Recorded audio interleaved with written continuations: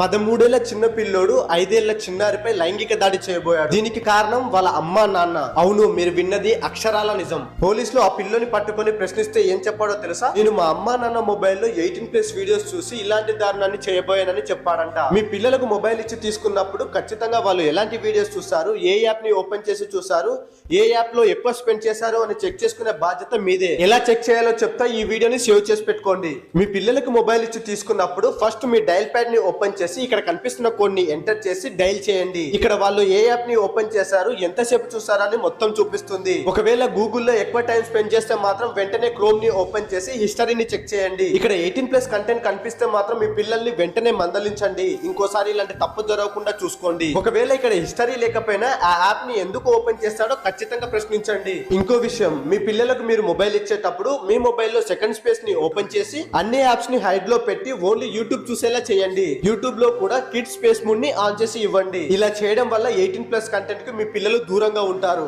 మీ పిల్లలు తప్పు చేస్తారు, వాళ్ళని అనుమానించమని చెప్పట్లేదు. మీ పిల్లల్ని ఇలాంటి విషయాలకు దూరంగా ఉంచే బాధ్యత, వాళ్ళని జాగ్రత్తగా చూసుకునే బాధ్యత మీదే అని గుర్తు చేస్తున్నా.